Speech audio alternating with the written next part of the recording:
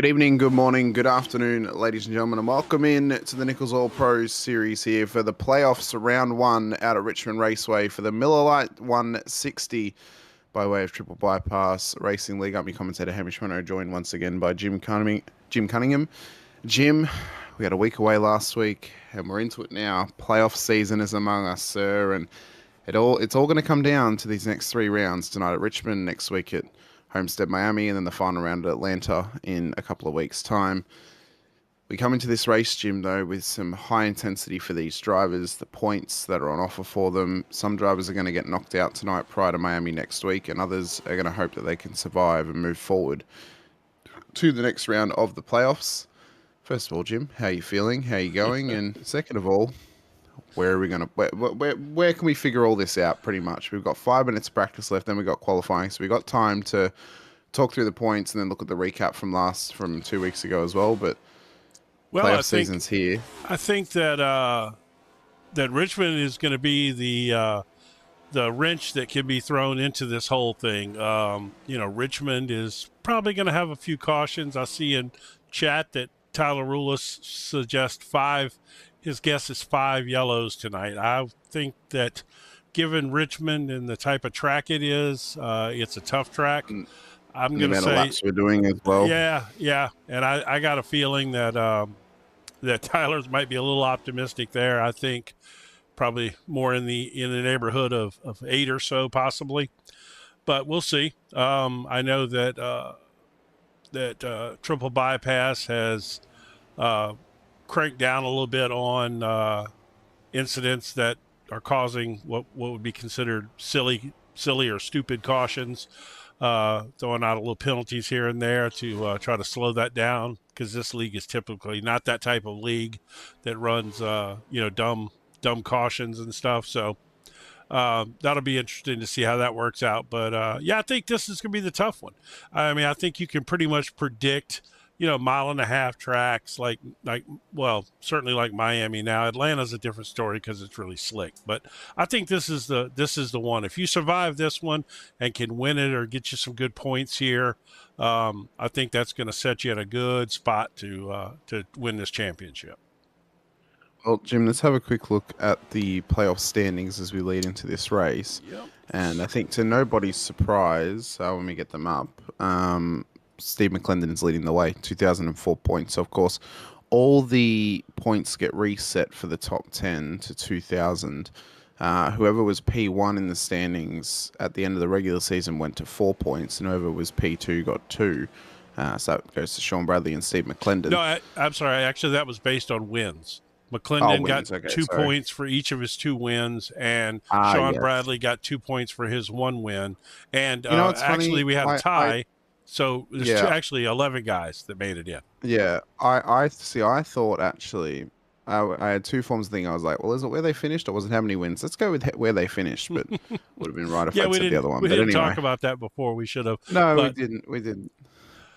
I mean, these are the players that are in it. These are the guys who are in the playoffs. We've got 11 drivers in it, and no Matt Pericini. He missed out. I know, right? To the unfortunate race of 2 weeks ago. So, when I was loading all this stuff up for the broadcast today, I was looking at this. Look at the consistency by some of these guys. Brad Kress, 9 top 10 finishes out of 10 races. And don't be surprised. 9 races. Well, I'm sorry, Jim. 9 out of 9. Yeah, don't be surprised, Jim, if Brad Kress is the one that we're calling the champion by the end of Atlanta, because consistency wins championships. Yes. You can have outright pace for sure. Realistically, the reason that McClendon is so high up in the standings, and it's because of his strategy that he played and it worked out for him, was he went for stage wins once he already locked himself into a playoffs position. Yes. And that's how he got himself so far up the order. Tyler Merritt got himself stage wins because he was unable to get race wins, so he used that to get himself in the fight. Same with Ben Harkham as well. And then, same for Brad Kress. So for the, even though these guys are close and McClendon is leading, by 4 points because of his 2 wins, don't count out Brad Kress. He has been the silent achiever this season, but he's been achieving all throughout the season. You mentioned the nine top 10s out of his 9 races. 7 of those were top 5s, plus a stage win. So he was there or thereabouts every single week. You look at McClendon, he only had 5 top 10s with 4 top 5s. Right. Bradley, 4 top 10s, 2 top 5s. So at the moment, for me, the ones who are in this thing to be consistent and to be battling on, and realistically, there's only 3 races to do it. You can get knocked out in the first race. The favourite for me, Jim, to win this is Brad Kress, just based on consistency alone. I think Jared Jackson's up there, and I think Matt Harmon's up there too. Yeah, I can't argue with any of those. I really can't. Bradley and McClendon are fast, and those guys can, notch a win quick. They, both of them are super fast. Like you said, Brad Kress, super consistent. I've talked about him all year long, about the guy who just takes care of his stuff, and he pops up at the end of the race, and there he is every time.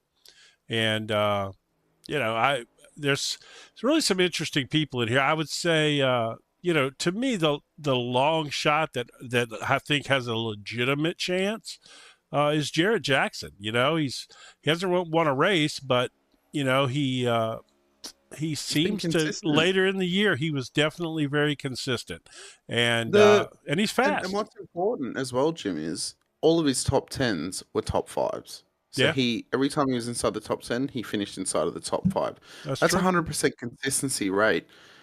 There's even the outside edge chance that a guy like Will Emmett, who never got a top 5 all season, but had 7 top 10 finishes, could sneak his way in somewhere. He's been consistently up inside the top 10 as well. I think the guys like John Crutchley, Jeff Slaughter, Ben Harkham, Jason Benson, they may be a little bit tentative to get up there, but they have got a chance because they're in the top 11 and they're in the playoffs. Certainly. And anything can happen at Richmond. Anyone can get taken out. McClendon could get taken out 10 laps before the end, end up at the back of the field, and all of a sudden his playoff chances are gone. Yep. So I do think in a 3-race playoff, though, I think the ability to win, or, I think that the champion will have to win a race, I believe, in this 3-race playoffs. I agree. Obviously, you lean towards the guys who have shown that they can win. And some of these guys have won, just not this year. They're fast guys. But let's take a look real quick at the recap from last week before we run out of qualifying time here. Yeah, let's get it up for Kansas Motor Speedway and see what happened.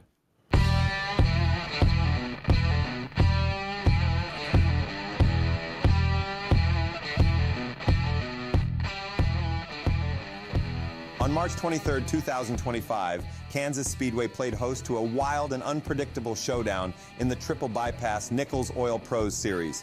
The 120-lap race was packed with action, featuring an incredible 9 different leaders and a whopping 12 lead changes. The caution flag flew 9 times, slowing the field for a total of 18 laps. With constant shuffling at the front, it was anyone's race to win. The Corgi Airstrike 120 was sponsored by Ben Harkham and the Corgi Airstrike Corporation and streamed live by our friends at JPBroadcasting. Chad Baer in car 91 put on a clinic from the pole, fending off the competition to take the win. Baer clocked his fastest lap of the race at 30.6 seconds on lap 2 and led an impressive 63 laps, never giving up control and managing the race to perfection. It was a masterful display of pace and precision from start to finish. Even with relentless pressure from the pack, Baer remained cool under fire and delivered a flawless performance. The 9th car, Brad Kress, fought his way up from the 12th starting spot, weaving through the chaos to finish just 0.2 seconds behind Baer. Kress led for 11 laps and recorded his best lap at 30.6 seconds on lap 5, showing some serious speed in the closing stages. His ability to maintain momentum through the cautions was key to his impressive drive to the front. Right behind him, Tyler Merritt in car 38 kept the pressure on to grab 3rd, just 1.6 seconds behind Kress. Merritt led for 15 laps and put down his fastest lap at 30.6 seconds on lap 5, staying competitive despite the non-stop shakeups in the lead pack. Matthew Harmon struggled from the 16th starting spot to take 4th place, showcasing his recovery skills from a number of setbacks. Meanwhile, Keaton Crothers rounded out the top 5 after starting 17th, making a strong run through the pack and battling hard to secure a spot. With constant battles for the lead and nearly every lap delivering a new story, Kansas Speedway once again proved why it's a favorite among drivers and fans alike. As the final race before heading to the playoffs, it was relief or heartbreak for the drivers trying to make it to the top 11 for Season 7. We hope you enjoyed this thrilling triple bypass Nichols Oil Pros Series recap. We'll see you next time.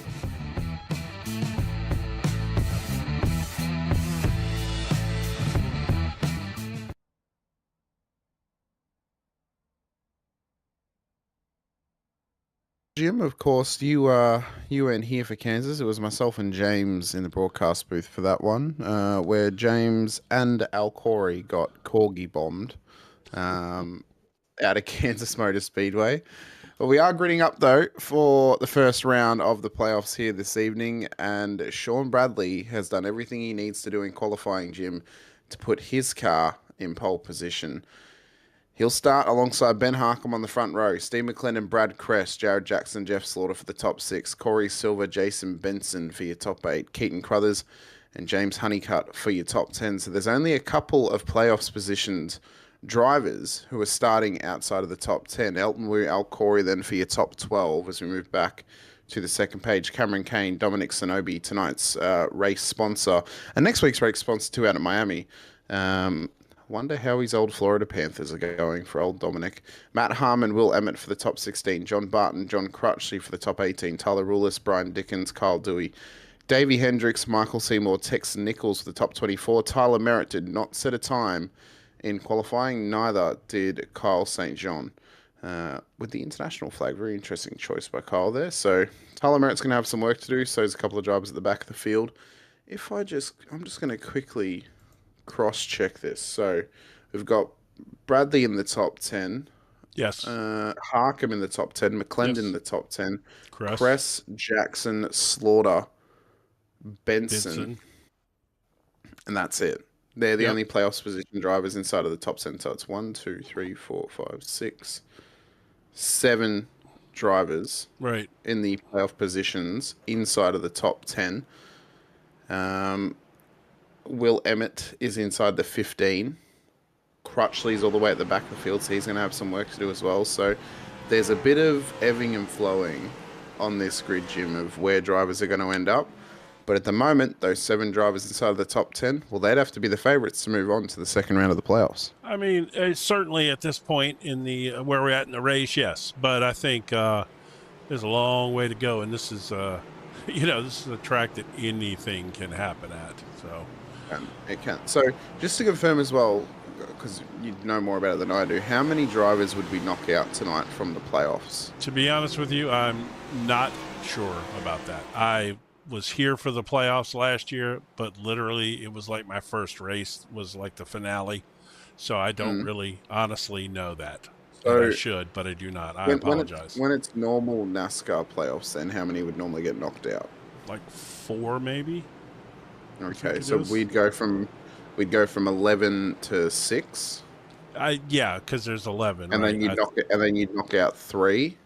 Or so maybe you go 5, or maybe 2, and it comes down to the final 4 or something like that, I believe. But we'll talk to Al at some point in time during the race tonight, we'll drag Al in. We'll get the at an inevitable caution. Now, don't worry about the lap counter as well. We're counting laps at the moment, but we're going to go green. So green flag running as Bradley will lead them away at the front of the field. Let's make sure we're focused on the front of the field as well, because there's bound to be some chaos up the front, Jim, as drivers try and plow their way forward here this evening. So Bradley takes the lead. McClendon with a new livery on that car here this evening as well. A Coors Light-esque livery on that car, Jim. Very much a Sterling Sharp. Wasn't it Sterling Sharp? Yeah. Back in the day. I love those throwback liveries because I'm, old.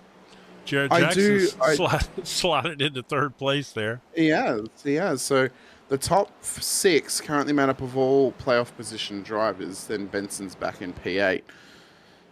But stage points, is that going to help you in the playoffs, Jim, do we reckon? I mean, I would think, any points in the playoffs would help. But more than anything, I think staying up towards the front, to stay out of the potential of getting caught up in somebody else's junk. You know? Yeah. So, speaking of Oh, junk. yep, and I think it was Kyle Dewey at the final corner, so we've already got a caution called. Well, let's see here. It shows me Brian Dickens got into some trouble. Dickens is up by the wall, and then, somebody just took out Dewey there. Who was at the 122? Yeah. Well, that's Brian Dickens. Oh, so it was Dickens who made connection with him. He did. So when we head back to live drives, was slowing up to get caught up to the pace car and line up in a line astern. I do appreciate we'll call it the science and the engineering that goes into a gym. The fact that the Coors Light cans actually change how they look depending on how cold the can is. And that's pretty cool. Well, that goes all the way back to Coors. I believe I believe like a cold filtered beer. It's like the only one that's cold filtered, I believe. And so their whole advertising thing for years has been about, the being cold and all of that. And they, the funny thing about Coors in the United States was for the longest time, you could not get Coors east of the Mississippi River. It was only allowed in certain areas of the country, and if you brought it into other states, it was considered bootlegging. In which, in fact, if you've ever seen the movie Smokey and the Bandit was kind of based around that. They were going to pick up Coors beer in Texas and bring it east of the Mississippi. So there you go. Interesting. Yes. What year roughly do you think that was stopped? Because that might change some details of some media out there that I've seen with Coors being used as a I don't know. The Smokey and the Bandit movie was probably somewhere around 77 or 78. Okay. So it was still, I guess, obviously in effect then. Yeah, because, I mean, there's been some pieces of media which has referenced people drinking, like, Coors Banquet, for example, in LA in the 80s. And it's like, well, if they couldn't get it... Well, no, east of the Mississippi. West of the Mississippi would, LA would have probably had it. Yeah, they would have had it, yeah. Yeah.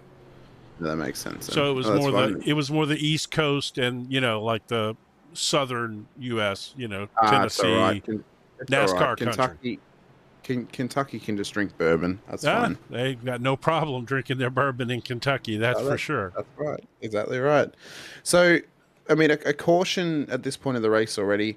We did predict that we're going to get probably quite a few tonight. Tyler Rawls is probably regretting being so conservative with 5 yellows at this point of the race. Probably is. You got to send it, don't bend it. So we'll see. We'll see if it plays off for him. But what do we think the pressure meter is like for these drivers in this playoff scenario now as we're about to go green again? I mean, for those drivers, especially those who are outside the top 10, knowing they have to make their way forward to try and stay in the playoff fight leading into round 2 of the playoffs at Miami next week. I think that kind of goes by personality, Some of these guys are going to be real loose with it and just have fun and then there are other guys that are probably really super serious about it. I think it really just goes by your nature, your personality. Brad Kress seems like a guy who's not going to be overly stressed about it. He's just going to get out there and do his business. Wow. Oh, we got another one. I think it's Will Emmett and Michael Seymour at the back of the field. So, because we've had an immediate caution, I believe this should mean we'll have a single file restart. This is that is probably a not horrible the angle. camera angle. That's one of the best. We see where he ended up. That was one of the best camera angles ever. Well, so he'd already gone around at that point, and then he just backs it off the track. Oh, big old snap from. That was I'm not even sure what car number that was because we can't even see it on the all black livery. No, that was yeah. It's like some kind of spy car put in here to wreck people. Let's see. I truly cannot even see who that is. Is it Michael Seymour? Well, the easiest way. Or was it Tyler Rawls, maybe? It could be Tyler. Let's see. Let's go back to live and we'll scroll through the field to find out that's who Seymour, it is. so that's not him. So here's Tyler. Yep, that's who it was. It's Tyler. Oh, there. Yep. Actually, I would have recognized it if I saw the Ford on the side. He's just got it all dark and silvered out. He's gone stealth. He this has gone week. Stealth. Well, picking 5 cautions, considering he brought out the second one, I'd be stealth myself. They'll be hiding from the chat at the moment, Tyler, if I'm honest. Oh, you see what? There's somebody out there threatening you in chat. You see that, huh? I know. It's Brad Dalton. Tariffs have been put in place, but we'll see. I mean, I'm not going to say that it would be wise to just contact somebody in Australia and have it shipped from there to save money and to speed the process up. And then Victoria says, get her done. And obviously she's rooting for Slaughter there with the 88. By the way, let's see if we have time real quick. Where's Slaughter? He is in 6th place right now. Look, let's do this. Let's go check out Slaughter's car tonight. Come on, give me a good angle at it. Really? I got 37 cameras. I can't get a decent angle of his car. There we go. Look at this. He has got a AMSOIL Texas Oil Pros paint scheme on there. Look at this chromed out, beautiful paint scheme he's got going on here. And by the way, absolutely fantastic. Also, your favorite driver, Matt Harmon. Yeah, well, he's got a new driver. But no more Cunningham tires on his car. No, he's got Cunningham on there. Oh, he does? Yeah, he's just got a different livery. It's an orange. I believe. At least that's what yeah, there you go. Look, right there. Oh, he does. Okay. Actually, a little bit easier to read than the last one. Yeah, better than the green. I agree. But anyway, let's get back up front. I actually prefer this one over the green one, I'll be honest with you. But second caution of the race. I'm good on either one. They both have my name on them, so I'm okay. How vain am I? Well, how vain are you, Jim? Yeah, Very right. true. But we're 13 laps in, couple of cautions. But the guys who are in the playoff positions, especially those inside the top 10, they'll be loving it, Jim. Because not only is this allowing drivers now to fuel save, and we were mentioned by Al Corey, you get about 55 to 60 laps out of the fuel. The more pace cars we get, the easier it's going to be. Stage break is at lap 65. So if they get cautions in the first portion, they're going to be able to save, and they're going to be able to get there without a pit stop. And that's going to play big dividends to those at the front of the field as we get green going once again. But if also I'm being honest, dividend. I think we're already there. I think we've had enough caution laps already. Quite possibly, for them to get to the stage break at this point. But, you know, there still could be some strategy if somebody decides to pit early. I could lock it in with maybe one more caution, personally. I think if we get one more, then we are locked and loaded, ready to go all the way to stage break. What I think now, though, is the front runners especially are going to be loving this, Jim, because the more cautions there are, the less time they have of green running, which means the less amount of time they're going to get attacked for their position. So the more cautions we get from moments at the back of the field, that's only helping the guys like McClendon, Bradley, Jackson, Kress, Harcum, and Slaughter, even Matt Harmon and Benson, who are inside of the top 10. Sure. You know, speaking of Benson, you know, he doesn't get a lot of props in this league. He's obviously consistent. He got himself into the playoffs. You know, he's one of the admins, and, you know, it's him and Al, I think mostly, and Parasini, I believe. But, you know, Benson races every race, and he's still doing admin duties the whole time. And, you know, just a little props to him for, you know, for being able to make the playoffs with all that extra stuff going on. I think that is an underappreciated talent to be able to do that, you know, to be able to admin, as well with Al, who's right behind him, actually. You know, both of those guys, man, there was somebody spinning right behind him. That was Cameron Kane. And the third caution, and I said it, Jim, I think we're guaranteed now to go all the way to lap 65. I think we don't need pit stops now. Yeah, at this point, I don't think so either. Saving. Oh, I think it's. He just got twitchy loose and lost it, but he didn't really lose it. Oh no, Tex Nichols. And who else was that involved? You had somebody else hit him too. Oh man, and Nodge got held up as well. That's not going to help his playoff position. He's got time to recover from that though. He does, but I mean we've got 160 laps to get through. Let's take another look at that from see if we can get it from that horrible chopper angle that we had before. Where are we at? Here we go. Yeah, this went bad, and then it went really bad. Okay, you know, he lost it. He was about to save it, and then unfortunately, Tex couldn't avoid him, and boom. I think Tex was figuring he was going to keep moving, and he just stopped on track. Not his fault, I mean, but yeah, it's just unfortunate. Right. Golly. Yeah. I hate Let's head back that. up the front, Jim. Yep. What we'll do is we'll wait to talk to our round sponsor, Dominic Zanobi, until the stage break, because then we're going to be guaranteed a couple of laps under caution. Mm-hmm. Do we want to? Are the lights still out? Are the lights still on the pace car, or are they out yet? Let's see.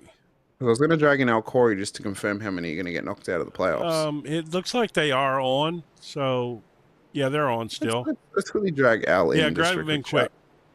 Mr. Corey, we just wanted to quickly confirm whilst we're on the pace car what the structure is of drivers getting knocked out of the playoffs across the next 3 weeks. How many are going to get knocked out each round? So we're not actually eliminating anybody. It's just going to be based on the total points after 3 races. Okay, awesome. Okay. That's nice All and right. easy. Very good. Thank you, sir. Yeah, heads up, we're going to go single file restarts here until we can clean up the yellows. Okay. No worries at all. Sounds Thank good. you so much. All right, guys. Oh, well, that makes it easy, Jim. Yeah, that's Means better. that I mean, everyone that's is better still- because if you do It have a means bad everyone is race, still in the fight. Yeah, Yeah. it means you're still in the fight for the whole playoff series. It does mean, though, if you have a poor run, you are going to be on the back foot a little bit if you have a poor run in the first race. So sure, but it's better than no run at all. Exactly right. Exactly right. You know. Yeah. One of the worst feelings is, as we say in Australian motorsport and sport, is you don't want your ski holiday to come early. You kind of want to skip the ski holiday and prepare for September. So I like that. Yeah. That's a good one. Yeah, you don't want to be on the ski resort. You want to be at training and ready to battle it out in September, pretty much. So it's a Coors looking livery, but it doesn't say Coors. It's not on actually no, it's not actually Coors. It's what he normally has on the side of his car, which he's had across the last 3 special liveries. I like it, but yeah, it looks like it's similar it's great. To the Mario, the Super Mario, and the Lucky Charms looking cars that he did. Oh, that Lucky Charms, man. I mean, as much as I love the Cunningham livery, as we're going back to green here, that Lucky Charms was awesome. Green flag running though. Single file restart. Steve McLennan leads the way. Bradley on his chuff, as well as Jackson, Cress, Harkham, Silver, Slaughter, Wu, Harmon, and Benson for the top 10. Can these guys make it on fuel now to the stage break? Me and Jim believe so after 3 cautions in the first 20-odd laps. Yeah, I would Brad think. Cress, the silent achiever, Jim. He's been the quiet achiever all season. He has indeed. Does he maybe just go for consistency in these 2 rounds of the playoffs, and then round 3, that's when he pushes for the race win? Is that maybe the strategy of him? You never know with Brad, man. He kind of, plays everything close to the vest. He always acts like he's not that fast, and he was lucky to get there. He has got the most American looking, or the most American sounding voice I've ever heard in my life. And you know what? I want him just to read me a bedtime story, Jim. I'll be honest with you. I think he has got one of the most calming voices, if you will, in the field. You mix that with who was the driver who won at Kansas but isn't in the playoff series? He can't race too often. He drives the M&M's car. He's super fast too. God, who is yeah. Oh my God, really? I cannot believe Herzog, Mark Herzog. Yeah, no, not Herzog. He drives the In-N-Out Burger car. That's right. Oh, come on, Jim. My memory is horrible. I'll look at the last race, Jim, and I'll figure out who it is. So yeah, I can't believe I can't remember his name right now. What an insult! I apologize to him. I absolutely should know his name. I got all these other names going through my head right now.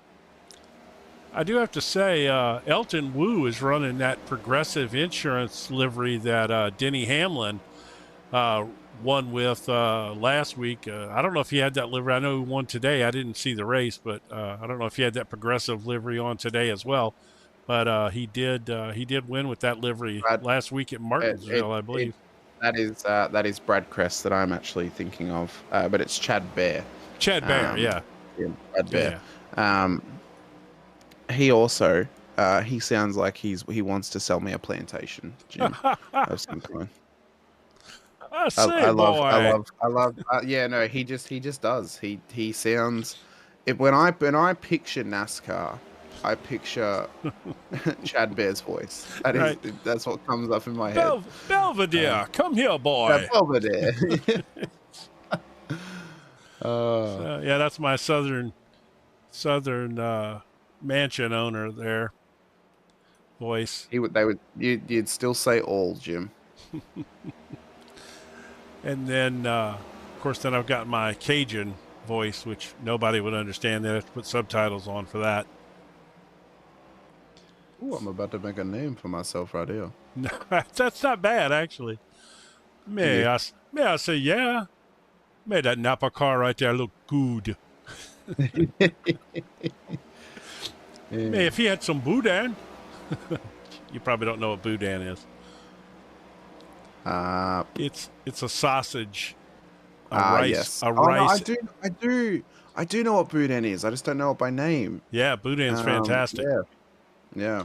You know what? It sounds, and when I've seen it, it looks incredible. It does. It's good stuff. I want to get all up in that. Even jambalaya as well. Oh, yeah. I almost made that tonight for dinner.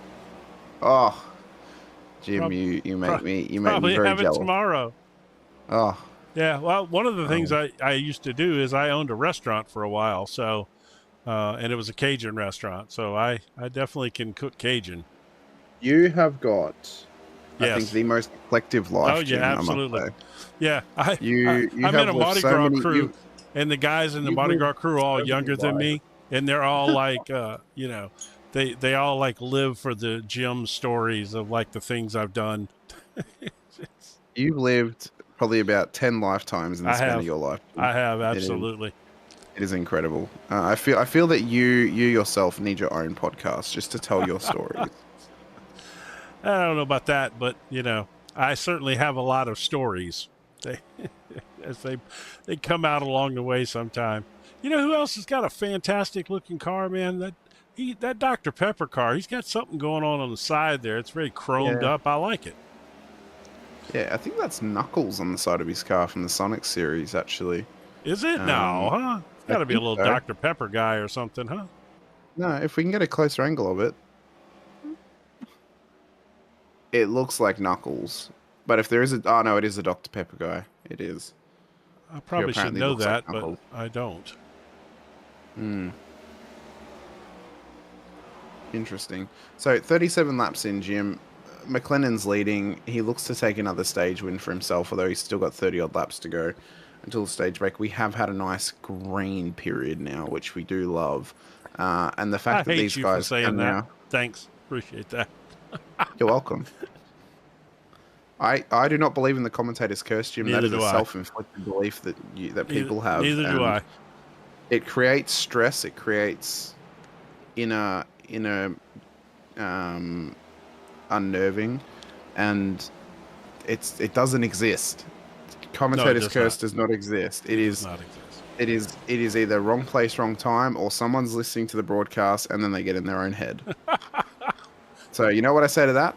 Don't listen to the broadcast whilst you race. You can watch it whilst you race, but don't listen to it, because we may be talking about you at some point and then you make a mistake because you're like, oh, they're talking about me. Oh shit, there's a corner coming up. I better try and slow up. And then you're in the wall. That would be me for sure. It's happened too many times before, Jim. It has happened so many times before. I have had it where someone's listening along whilst they're racing as we get a caution.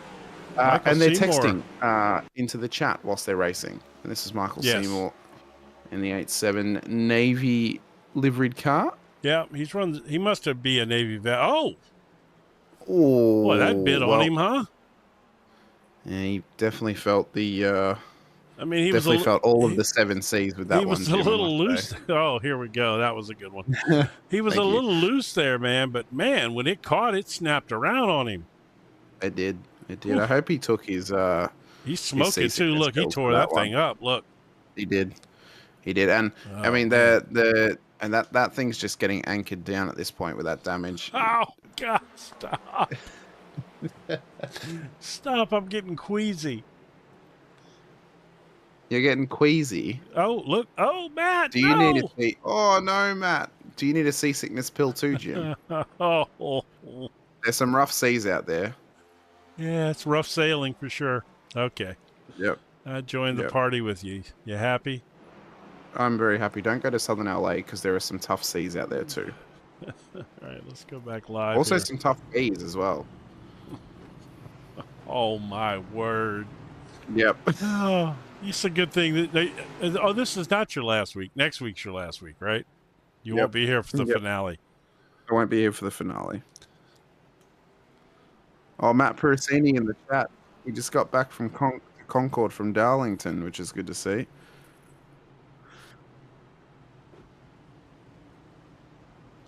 Anyway, so where's he at? He's in the. Oh, there he is. Yeah.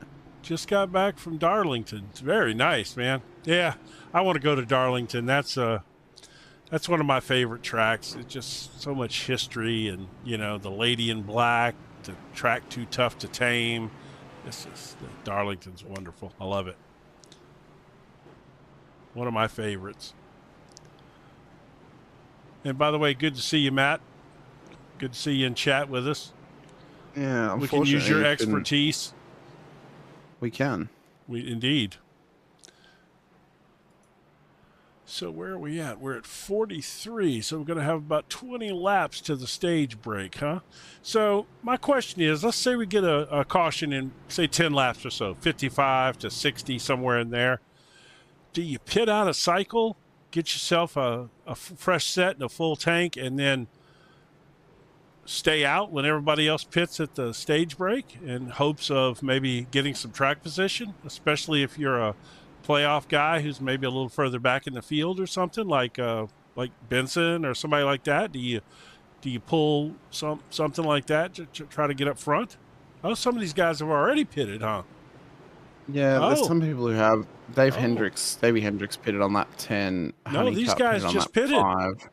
Rulis, Benson, Harmon. I suppose for Crutchley and Benson, those are the guys on the opposite end of the possibility of winning the playoffs. So they need to do some dice rolls here, Jim, to see how it plays out for them. I like it. I like that. They're going for the dice roll maybe to get a race win more so than getting the stage win. The issue is now they're at the back of the field and they've got to try and stay out of trouble. They've got to stay out of the wars as the green flag goes once again. But the beauty of that is, as we go green, is that they can just pop in for a little splash of gas at the stage break where everybody else is going to be taking tires. Because Al kind of confirmed to us that tire wear is not horrible here.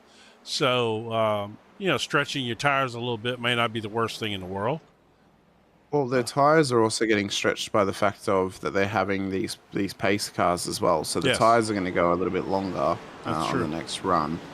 Now, if they're able to get 55 to 60 laps on fuel, it's pretty much, if they can go to 65, how much further can they go with this extra pace car? If they can go to 70, that means that they could probably go out to around about 125, 130. So it should mean that they only need 2 stops, and that's another caution. And it's Tyler Rulis, I believe, maybe John Barton, who's now in pit lane. So it was one of the two. I thought I saw somebody scuff the wall, but yeah, I'm not sure here why it's. This is. That's not it. Let's see if this is it. Oh, right into who was that? Oh no, that's Benson. Oh my gosh, Nichols. And Tex. Oh gosh. Oh my God. Gee whiz! How did all that happen from that little crash? I mean, not that it was a little crash, but holy cow! And that there, you see Crutchley getting caught up. You see Benson caught in that moment too. You're right. That is the gamble you play. Well, you just said ending it too. Up at the back of the field. Yeah. That's wow. Unfortunately that's the gamble that you play. Pitting early and ending up at the back, especially on a restart. Golly, but at least they, I'm sure probably everybody still had their fast repairs, but man, it's a tough place to be. It's 50 laps in this race and you don't have your fast repair anymore. Wow, man.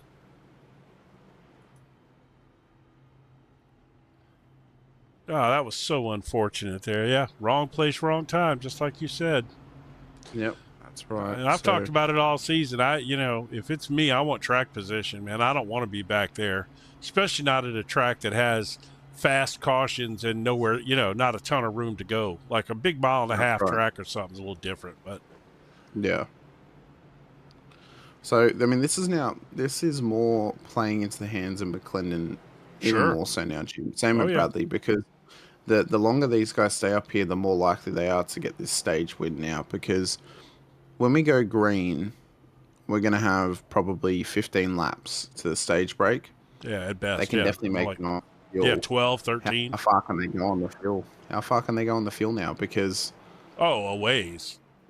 If they can go past... If they can go 70, as I was saying before, they can go to then, 125, 130, and then it's a short fill home. If they can somehow save enough, if they get enough cautions, they could go to maybe go to 80, which then means they only need a quick splash at the end to get home of roughly 20 laps of fuel or so. I think, obviously we know we got the caution at 65. I think at that point, most of these guys will probably pit. But I think we're going to see race control, keeping this thing single file till they can cut down on these cautions. We're at caution number 5 already. They don't want this to go to 15 cautions. So. We already know that Rullis is wrong. Yeah, because we're going to get one more for the stage break. So, yeah, Tyler definitely missed that one a little bit. He was being optimistic for sure. I think optimism was not his best of friends. No, well, possibly. he's typically he often gives optimistic guesses. He's usually short, if anything. He doesn't usually overguess.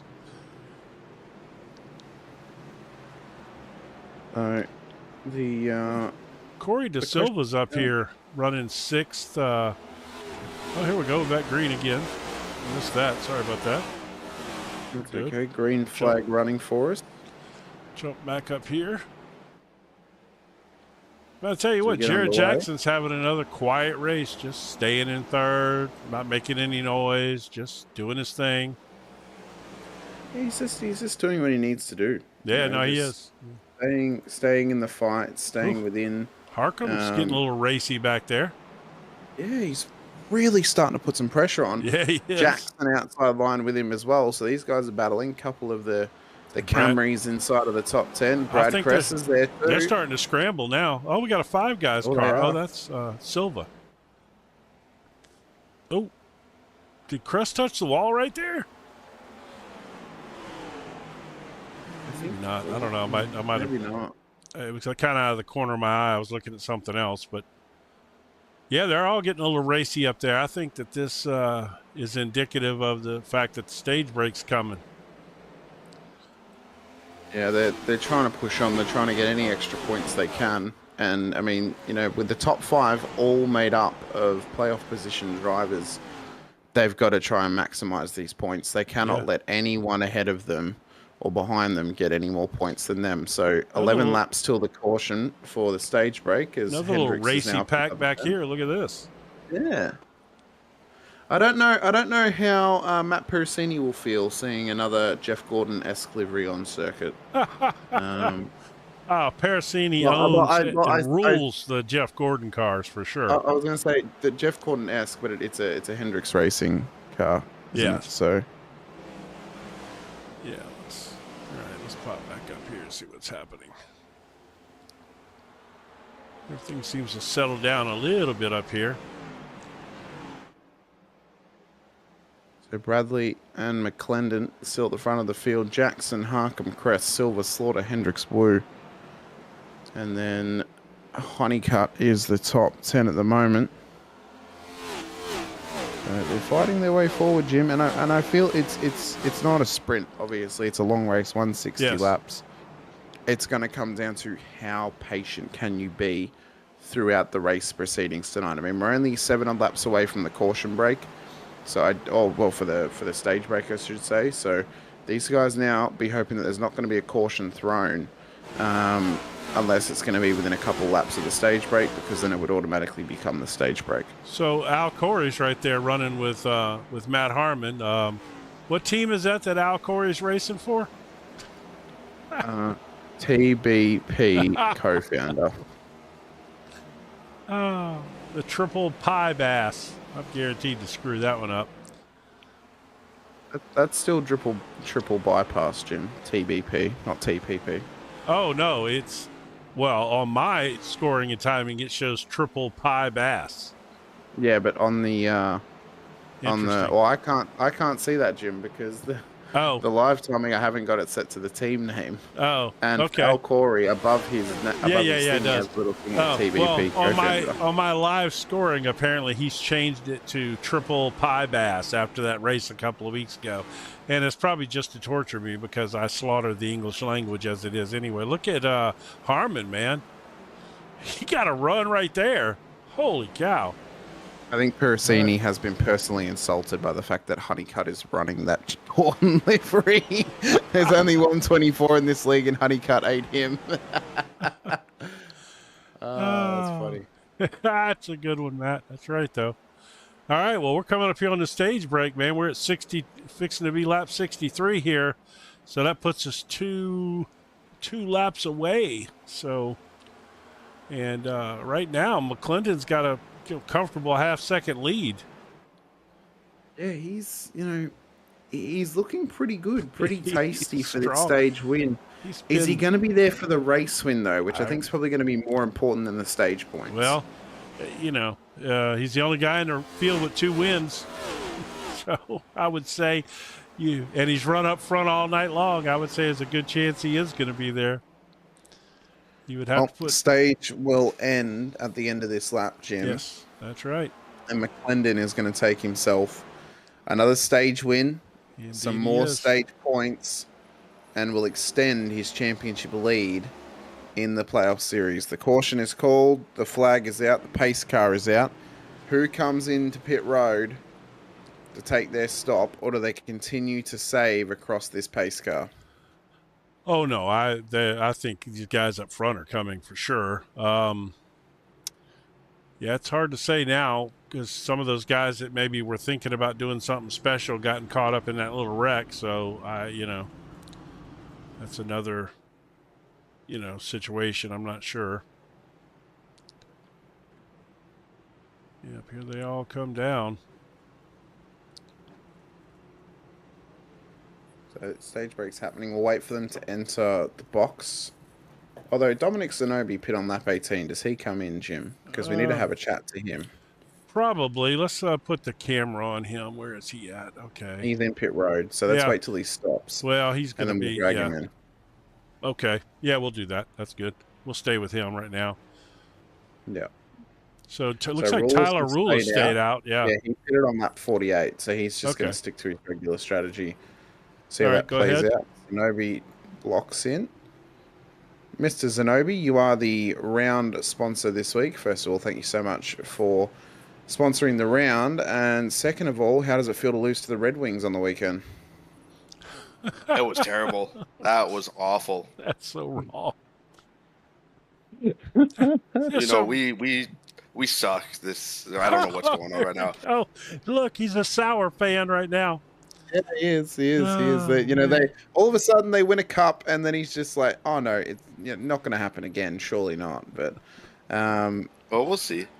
Yeah, we'll see. We'll see. I mean, I'm hopeful that the Oilers can make up for the disappointment of last season and actually win the cup. Aren't we supposed to be thanking him for sponsoring the race and asking him how his race is going right now? We're about to, but we've also got to lock down why he's a Florida Panthers fan apart from coming from Florida. But irregardless, Dom, thank you so much for sponsoring the round. How's your race going thus far?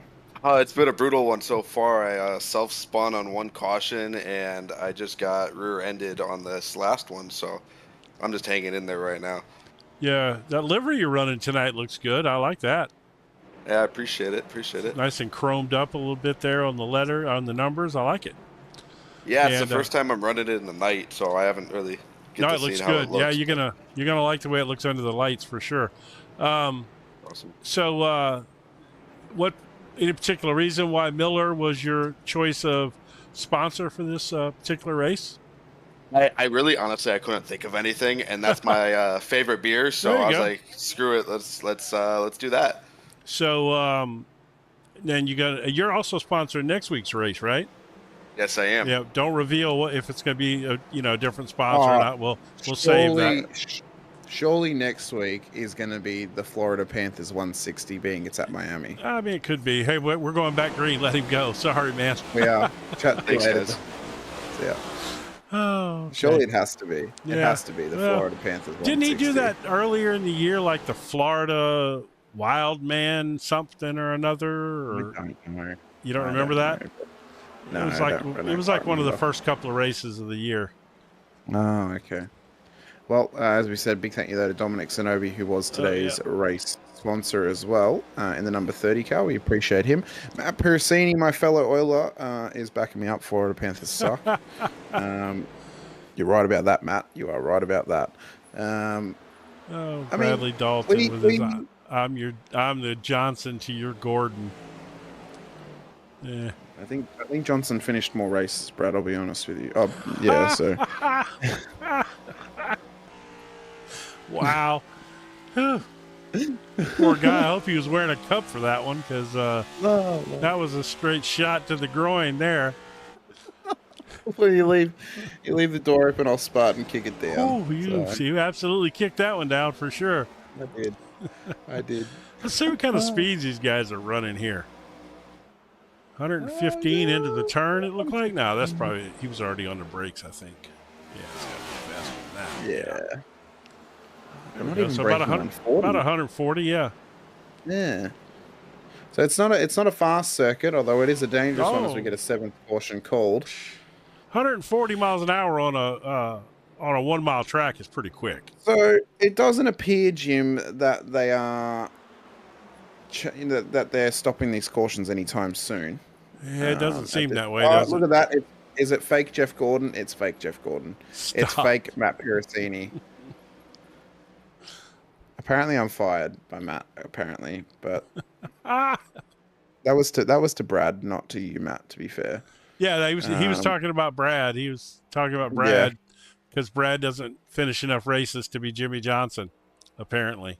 But I didn't say it. And you know I love you, Matt. You're one of my favorites.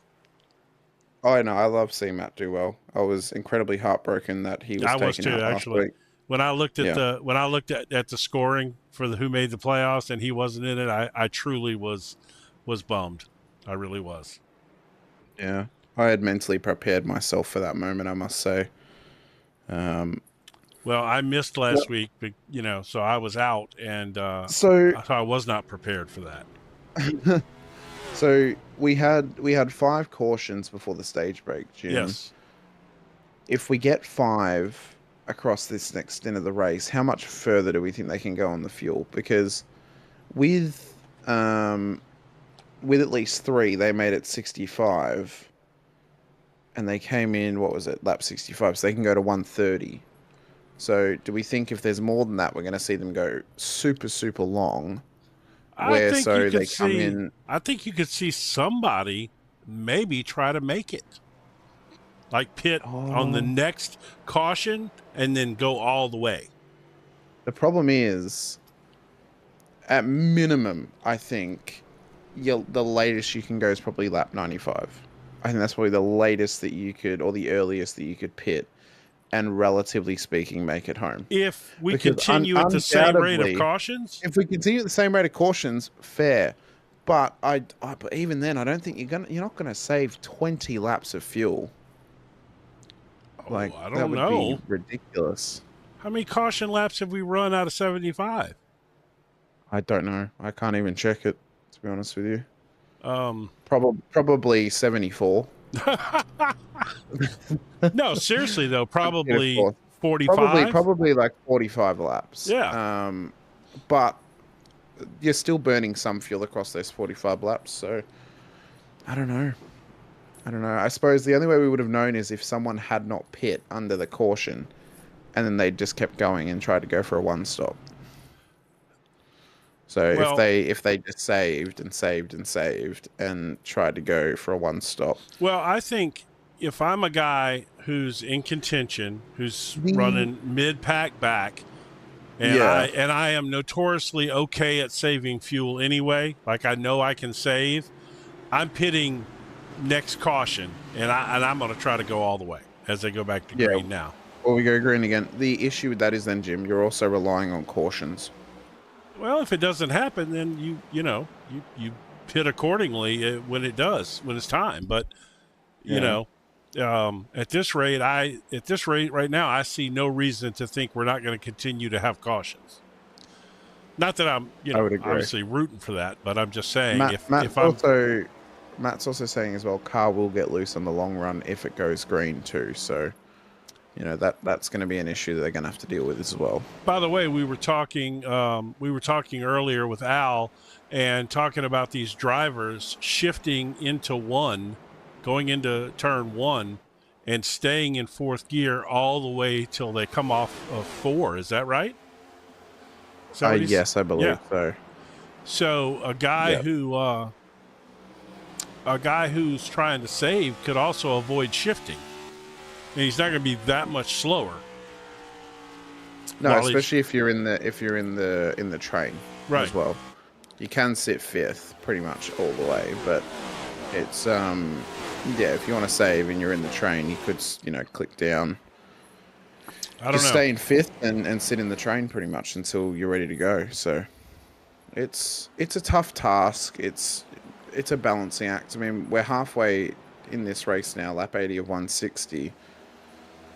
Relatively speaking, it hasn't actually changed too much at the front of the field, Jim. And I think that's just come down to the fact that literally all the cautions have come out at the back of the field where drivers are just getting mixed up. And that's realistically where it's normally happening every week. It doesn't normally happen at the front of the field. It normally happens towards the back where drivers get a little bit unglued or they make a bit of a mistake. And it's the nature of racing. Yeah, that's all true. Oh, Brad doesn't know what he did, by the way. He doesn't know the joke that we made. That's all right. That's even better. Yep. Means we got away with it. We did indeed get away until he goes back to watch it. He's right on board with Al Corey here, trying to keep this car nice and clean. I must say, and it is on the JPB Broadcasting channel, I recommend you go and watch the interview that Al did with James. Yes. It was actually very good. It was a very good listen, very interesting listen. Interesting to learn more about the league and his perspective as an admin. I mean, of course, I'm an admin of my own series, but knowing the perspective of other admins is always important, and understanding where you can end up. As I think something's just blinked. We're back now. Did you? Okay, that was weird. Did you hear that? I know we're on live, but did you hear that beeping before it happened?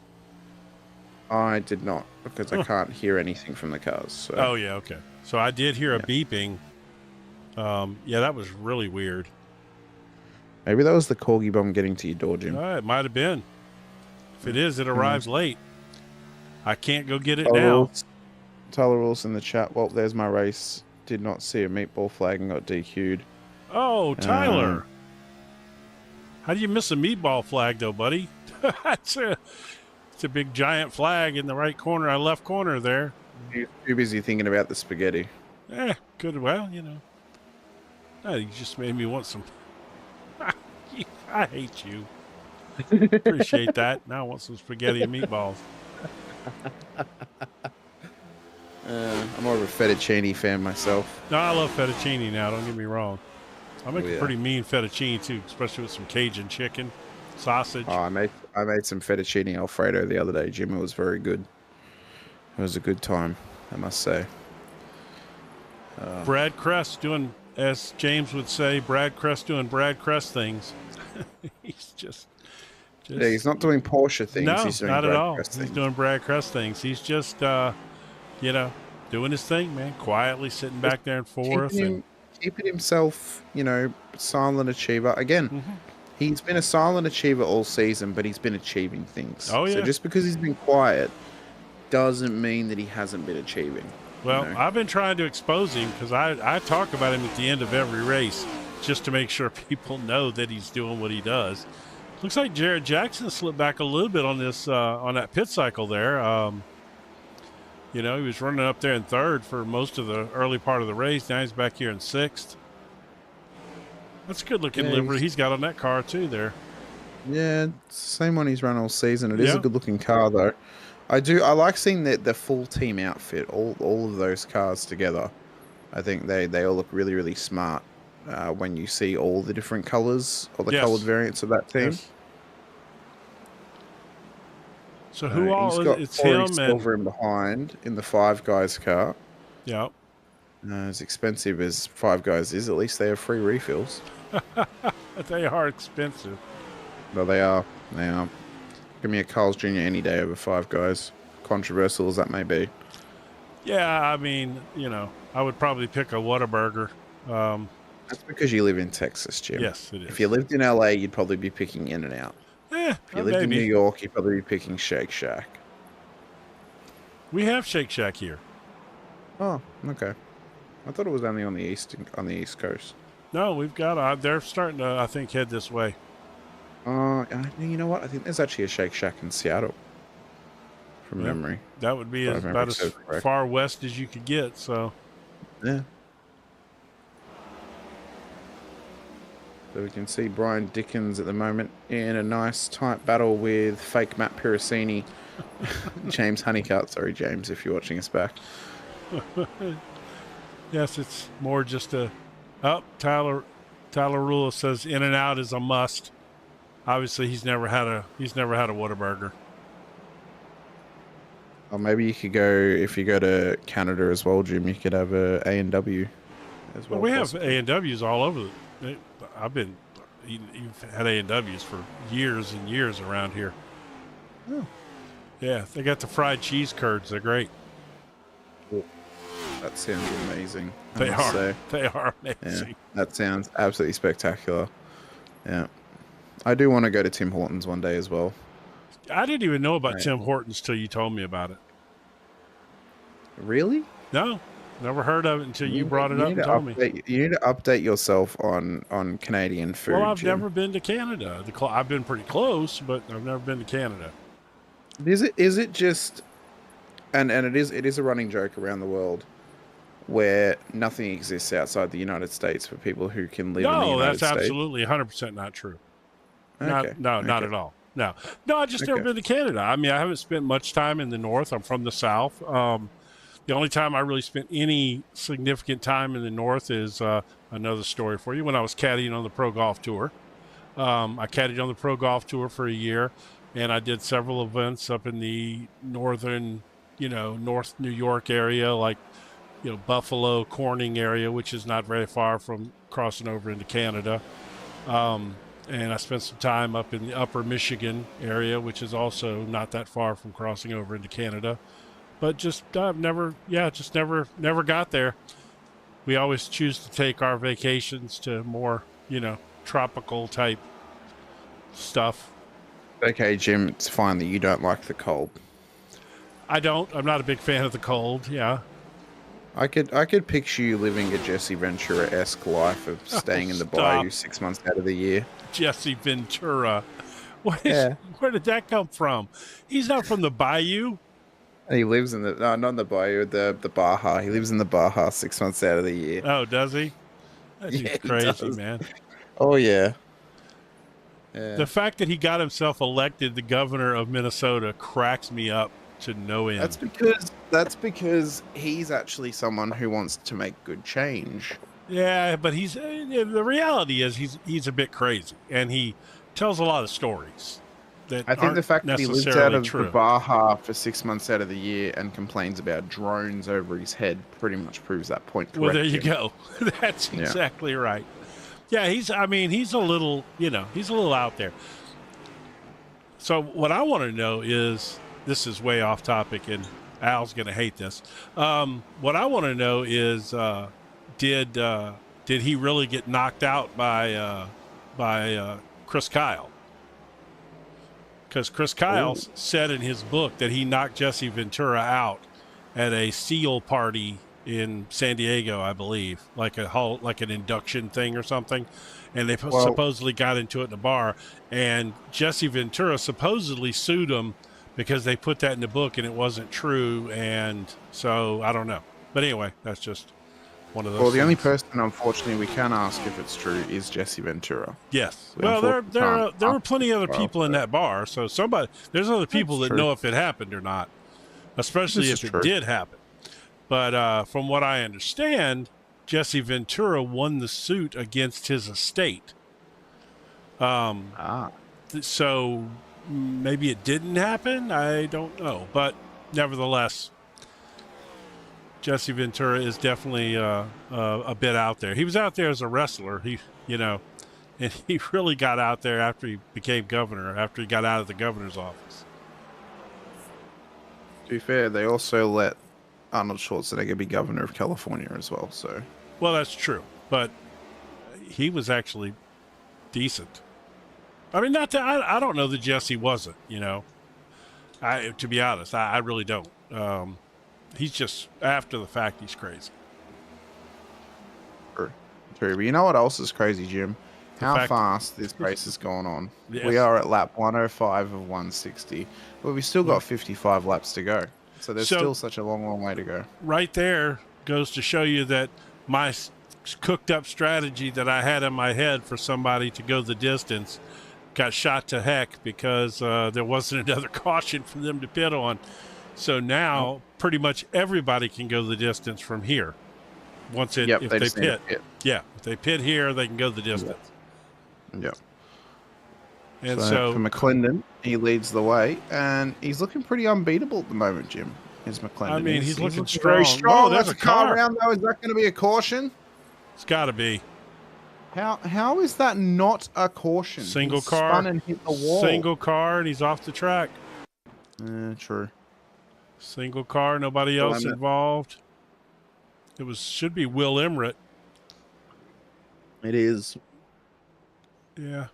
Now he's off the track. I mean, that's not a caution situation.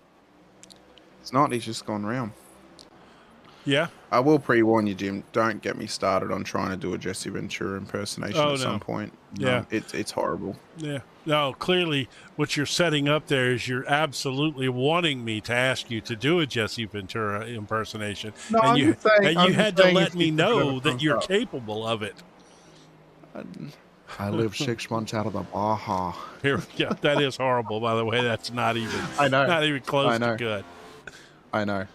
Absolutely There's some horrid. comedian that does Ventura, and he Will is. Sasso, and he does him so well. Oh my gosh, just like He him. does him so well. Yep. There's also Karrion Cross as well. Also does a very good Jesse Ventura. Will Sasso is fantastic. And Yeah, just, fantastic. Look at this. Oh, just a wrestling fan, which I love. they're That's Cress. getting a little They're racy getting back here. feisty. They're getting racy. They're getting feisty, Jim. The gloves are off at this point. They've got, less than 50 laps to go. And points are going to matter here to the most crucial degree.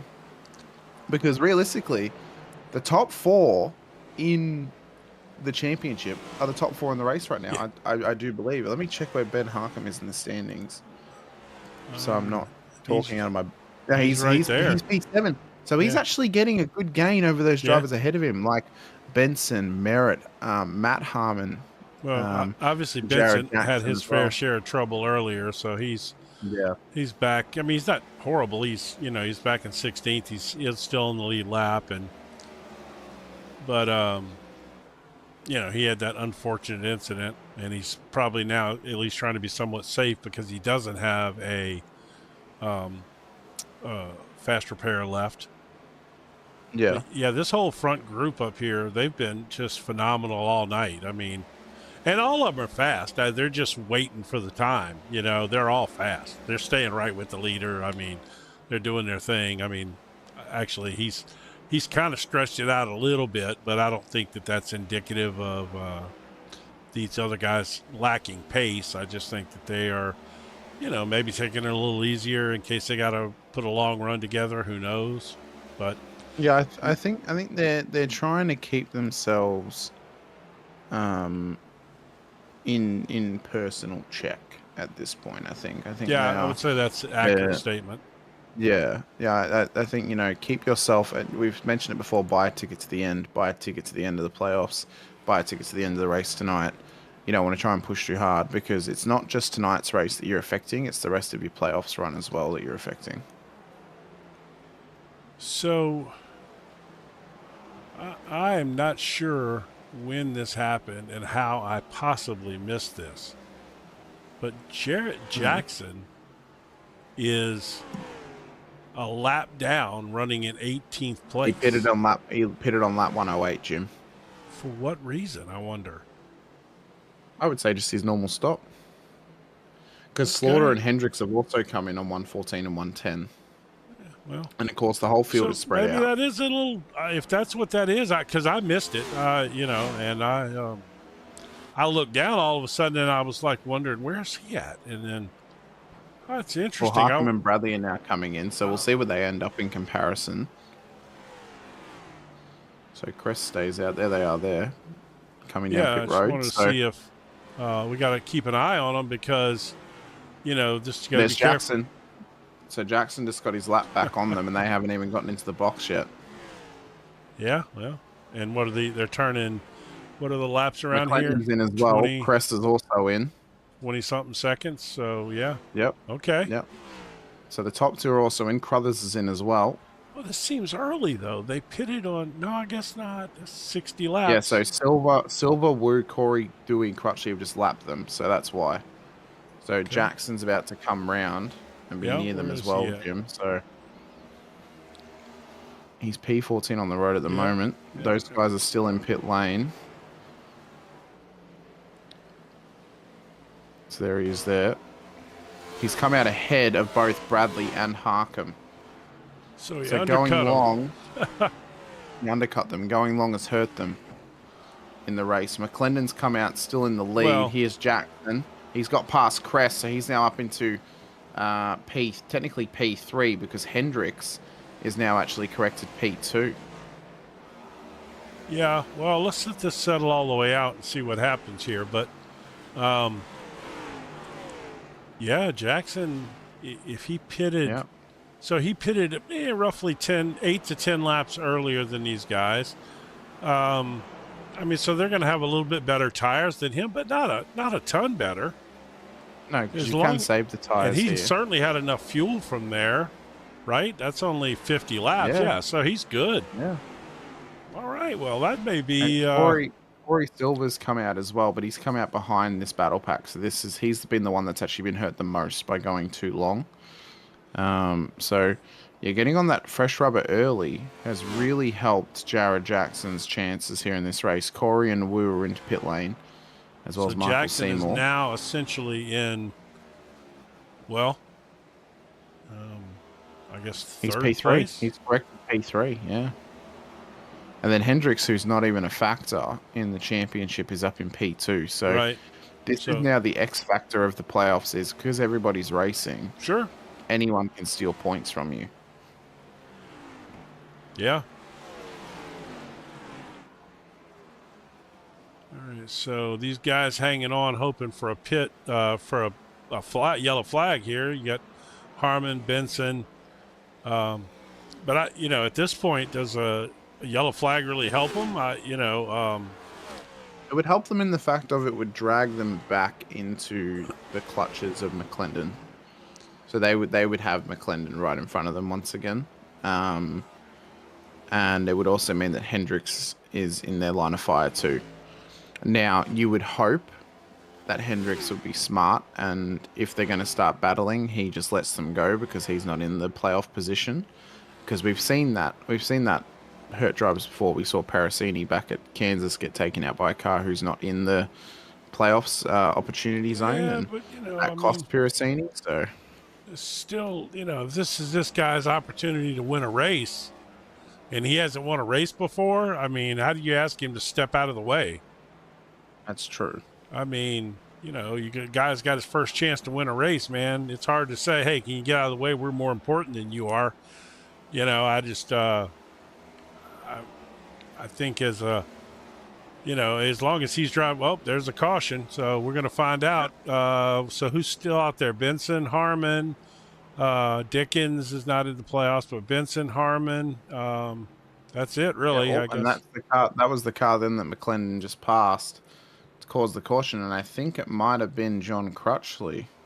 I think it showed Honeycutt, I No, think. no, it's Honeycutt. It is Honeycutt. Yeah, Well, he Matt just- Persini's just cheered in the chat. Stop. Sorry, James. Oh, so Tyler Rulis is talking about WrestleMania in 2 weeks. There's probably another WrestleMania fan or two around here. I don't know. Oh, probably somewhere. If you find them, let us know, Tyler. Yeah.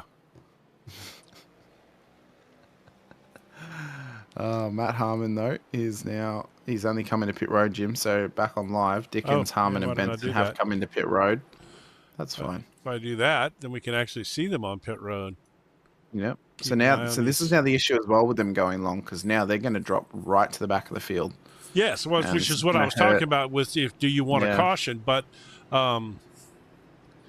you know, they're going to have the freshest rubber though, which could in theory help because their Maybe. tires are going to be, you know, 20-ish laps better, 10 to 20 depending on who you're comparing them to. There goes Harmon. Oh, where are they going to come out? P7 for Matt Harmon. That's not so bad. Maybe P9. Yeah, P9 or P8. There's Benson. It hasn't ended up too bad for him. No, not and, at and all. for Benson, they're still inside of the 10. They've got And freshest fresh- rubber on the yeah. on the track. Plenty of fuel, obviously. Yeah. Yeah, I mean, that certainly This could be interesting. it worked out for them as well. So everybody's kind of different strategies all over the place here has put these guys back together again. You know, you got Harcum in third up there, Jarrett Jackson in fourth with his pit early strategy, earliest guy to pit, which I still like that. You know, Bradley pitted on 118, was right around with McClendon. Let's see once all this shakes out exactly to make sure that is where they end up staying and timing and scoring doesn't move them around. I've also seen Ben Harcum has gotten past Jared Jackson as well before the caution was called. So Harcum is now P3 on the road. You tired over there at 10 a.m. in the morning or what? It's 12 a.m. now, Jim. Oh. Actually. And I'm dealing with the It's fact not 12 that we've a.m. just It's changed. 12 p.m. Oh, 12 p.m. 12 p.m. But I'm dealing with the fact, Jim, that we've just changed over from daylight savings. So Oh yes. I was actually very tired yesterday because of that changeover. So Yeah, it's rough getting up at 11 o'clock. I know that's tough. yes, when you've stayed awake, Jim, until 3 a.m., it's tough. I do it every day. All right, here we go. Lights are out on the pace car. I mean, in theory, we got 29 laps to go. This could be the run for it all right here. Good indeed. This could make or break your playoffs run. If you can have a clean race to the end, you will be cheering your way to Miami next week. As we're underway once again, green flag, McClendon leads, Hendricks on P2, Harcum, Jackson, Bradley, Kress, Harmon, Benson, and Dickens, and Crothers all They're inside of the racing top 10. They are racing. Let's do some quick comparisons for who is in this battle that's inside the 10. 1, 2, 3, 4, 5, 6, 7. 7 drivers, Jim, inside of the 10 are in the Yes. playoffs. Top 8, 7 of the top 8 are in the playoffs. The only guy that's not in the playoffs is Davey Hendrick. Yep. So this This battle is good is stuff on. right It's here. it's anyone's game, realistically, Jim. It is anyone's game Oh yeah. based on the fact that if there's a caution or if there's something that happens at the front of the field, any of them can take advantage. Oh yeah, sure, absolutely. And every one of these guys is fast and got a lot of experience. They're good drivers. You know, this is, I mean, literally. Well, that's a pretty livery right there. Oh, he's got Nichols Oil Pros on the hood too. Yeah. Oh, you know what? We got to show the Nichols Oil Pro ad. I haven't done that yet. Well, on the next caution, we'll show it off, Jim. Yeah, we will. Good idea. I like that. Yeah. And if Assuming- not, end of the show. Yeah, assuming there is another caution. This is some good racing right here, though. Some fantastic racing. This is some of the furthest back Cress has been all night. Yeah. I mean, he hasn't really been back in any kind of traffic, really. He's been up there in that 4th, 5th position all night just riding. Now he's got a little battle going on around him.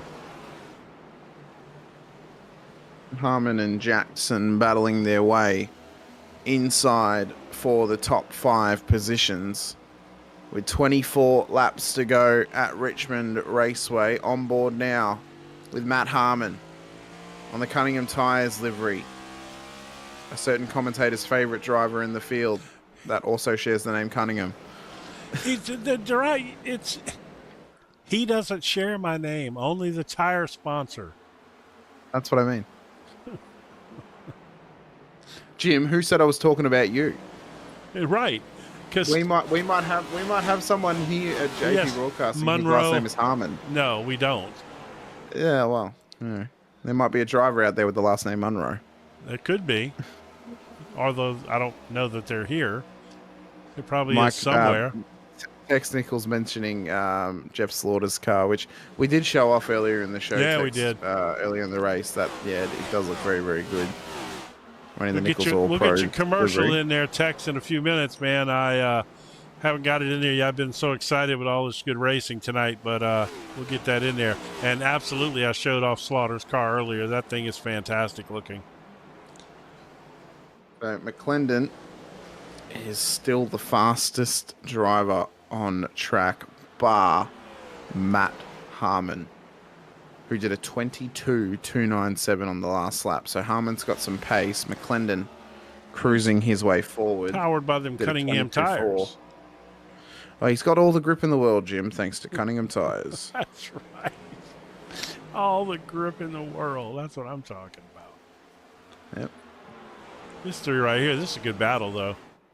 Has been for several laps now. And Crest backed out of it a little bit, but he was right there up in it, too. And Jackson also they've kind of fallen off this group a little bit.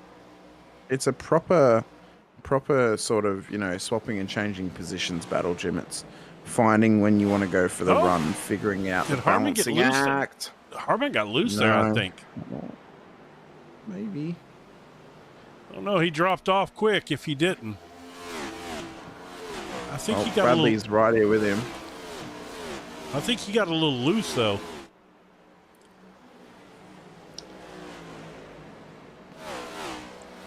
So Bradley, Harmon, and Cress all battling it out for P3 on the road. And Harcum as well. Yeah, Harcum as well. Sorry, yep, Harcum as well. So all these drivers are in contention here for the playoffs, and it might be that tonight and next week in Miami they have to run the more consistent game, and then when they get to Atlanta, that's when they have to do a final push for it. But for McClendon, if he can lock out this race win for himself, well, he's going to be coming up gangbusters towards that final round, Jim. Because we mentioned you're probably going to need a race win to win the series. That's what you're going to need realistically in this playoffs. I agree. To get a race win and then get consistent points. Yeah, I don't see the championship being won by a guy who doesn't win a race, because there's too many of them that are too good. That could happen, Jim. I've seen it happen before. No, it could. It absolutely could. But it's only a 3-race playoff, which is more likely to need a victory. If it was a longer thing where consistency could pay bigger dividends, you know what I mean? In this particular situation. No, Jackson has slid back. Oh, there's a caution with 14 laps to go. So we're going to come back. We're going to come back to racing. That was Honeycutt again, I believe. Oh, he's just having some struggles. I have a feeling Matt Persini may have put a curse on that car. Yeah, I think so. I think that car is cursed now. I don't believe in a commentator curse, but I believe it's Jeff Gordon curse. Yeah, quite possibly. Maybe a Hendricks Motorsport curse. Could be. So, this is interesting now. Everybody's faking like they're going in pit row. Somebody came. Who was it that came? Yeah, Bradley, Jackson, Dickens, Benson, Silver, Slaughter, Corey Dewey. They're all coming in for fresh rubber. And this is a somewhat smart gamble now, Jim. Yeah. come in, get the fresh rubber on the car, push forward. You've got the spare tires to your advantage. Use it. Use it to your advantage. So yeah, I don't hate that. I don't hate that at all. If you're Bradley or Jackson, especially Jackson was falling off for sure because his tires were older. So yeah, I don't hate this at all, man. And the amount of positions they've given up is actually not that far down the order. I mean, Bradley, We'll Jackson, Slaughter, Silver, they're still inside of the 10. Benson was arguably the bigger loser out of it. But they're now going to be on that fresh rubber with the leaders right in front of them. Well, Benson was only in 8th place. He was in 8th place. Now he's in 11th. I mean, it's not, I mean, he did drop a little bit, but it looks like, well, he's in 10th now. So yeah, he only dropped 2 spots. Matt Piracini, I'm banning him from running a Gordon car ever again. He said he was begging him at first. Look, I know, but he misspelled it, so I read it. I read it out how he faux pas, it. but maybe he really meant that. Sometimes things are said in error, and they're not really in error. And this is true. It's what you really feel. So I like that, man. Jared Jackson sitting here at 8th, Bradley in 7th. Yeah. They got fresh tires, right? Good strategy. Yeah. Might as well come in, take the fresh rubber, push on to the end. You got 10 laps. Might as well use the tires up and see what happens. Right. And you got Keaton Crothers in there who did not pit this time around. And my guess is, no offense to Keaton, but I think he's going to get shuffled back pretty quickly. He's going to get eaten alive. He's going to be in the piranha pool. He is. Especially with probably 10 laps to go when this thing goes back. So this ought to be interesting. I don't know whether I want to see them, I mean, I guess I'm hoping for 10 green flag laps to get to the end. But there's also a side of me that... We've also got green flag checker in place as well, Jim. So if we get a caution late... Here we go. We will go green flag checker to the end. Green flag, though. At Richmond Raceway, can the roll the dice pay off for some of those drivers who came in to take tyres, or will the roll the dice to stay out and gain or regain your track position be more important in this one? McClendon leads them away. Oh, Cress is getting a bit loose. We can see the fresh tyres on Bradley's car. Could this already now pay off for him and help him make up some moves back to where he was in the race with the fresh rubber on board that Duff Beer machine? Keaton Crothers pinched Jared Jackson in, and Jared Jackson couldn't make that same move that Bradley made. So now the next on the list for Bradley is Matt Harmon, and then Ben Harkham, Davey Hendricks, and then try and chase down McClendon to the end. 9 to go in the Miller Lite 160 for the first round of the playoffs. Can the fresh tyres on Bradley's car be the X factor in getting him up onto the podium here this evening? Matt Harmon's got all the grip in the world, though, you said earlier. Look at him driving it down on the bottom of the track right there. But Bradley is up eating up his bumper right now. Bradley's going pretty good. I tell you what, though, no, with Harmon down there on that bottom, I don't think Bradley could take it up to that way high line and get around. I don't think that's a serviceable line. Oh, there he goes. He's making a move down low now. And there's a caution too. Oh, he's gonna have to redress it. Slaughter. Oh no, yeah, he didn't get that position. He's gonna have to give it back. It was Slaughter got turned. Turned himself. Yeah. Turned himself. Oh, duck, somebody hit him. Yep. Yeah. If that car hadn't bumped him, we might not have had a caution there. Well, he did come to stop on the track, so we probably would have. But all right, where are we at now? Let's go back live. How many laps have we got left? 6 laps to go. Probably going to be 4-ish, 4 or 3. You've got to feel for Bradley because he had that move lined up to perfection. He was going to get it, and then the caution gets called as he's alongside. Yeah, he was. I mean, literally, they were side by side when that happened. Let's see if can I. And I'm sure the swear words that were thrown from Sean Bradley then. It was probably more like some, oi, or what? I I literally don't make any Simpson noises, so I have no idea. Do a Simpson noise for me, because that's probably what it was. Let me see if I can. Fuck with you, sweetie. There you go. There's a Oh, Simpson God.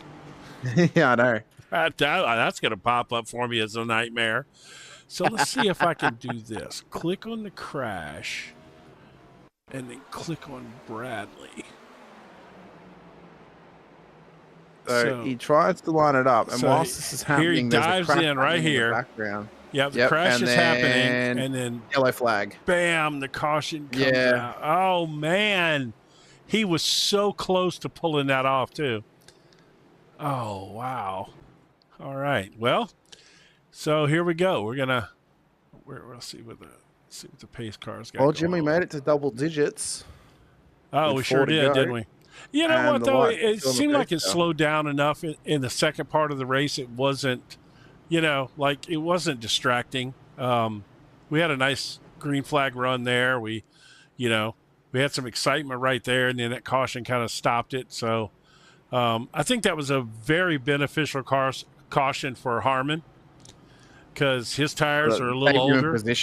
Saved him a position. Sure. And it probably also helped McClendon now, because it means that there's so many less laps to go. Right. That you'd almost have to lock him into the win at this point, because Hendricks has not been able to bring it to him. Has not. No, he has not. And, and even if he does, in the playoff picture, McClendon still comes out the winner, So from that standpoint, yeah. So here we go, ready to go back green again, looks like. Double file restart. Yeah. And Bradley is going to have the inside line on Matt Harmon off the restart. Yes, but you got Harcum down there though. Yeah. So how quickly can he make moves? It'll be 2 laps to the end. So it'll be this will be your standard green-white checker here. So yeah.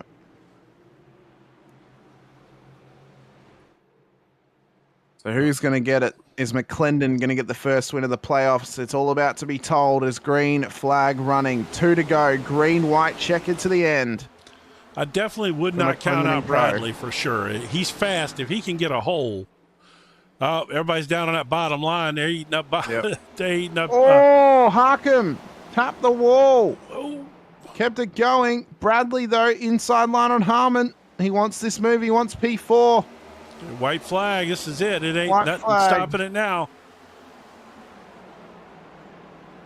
Hendricks. Is he going to get hung out to drive dry? under him. He wants him. He wants the win. Hendricks is trying to drive doesn't want to under let him have it. He can't get there. Final corner dash. Here comes Ben Harcum outside line as well. Checkered flag flies. Steve McClendon wins the first round of the playoffs at Richmond, and Bradley crashes it and wrecks it on the final line. Bradley come off that turn. He was tank slapping, man, coming off that turn. He went for it. Yeah, he did. Let's see if I can. Oh my God. Oh, that was so good McClendon stuff right wins. there. Yeah. Davey Hendricks, Ben Harcum, Matt Harmon, Sean Bradley, Brad Kress, Al Corey gets inside of the top 10. Jared Jackson, Corey Silver, Brian Dickens, Jason Benson 11th. Kane.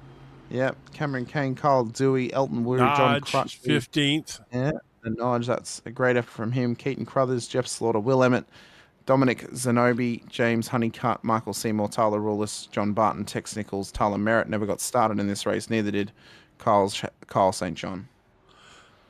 Well, McClendon gets the first win of the playoffs. How about that? He led nearly every lap, Jim. Yeah, he did. Nearly every lap. I know. And you'd have to argue that was as dominating. The pace cars helped him. That was but I don't know that he needed any help there at all, man. He dominated that race. He really, really did. Wow. All right, let's see. Let's see if we got some results here. I got so excited I forgot to hit them. Whew, man. There are the provisional race results. And what an end. What an end to that race. Let's see if we can get a replay of Bradley's crash right on the finish line. Yeah, I'll see there, if I can Jim. find that. That was immense.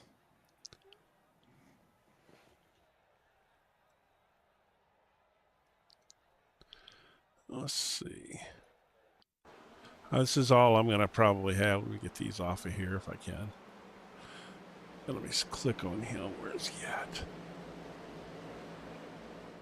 I think he's already cracked. Oh!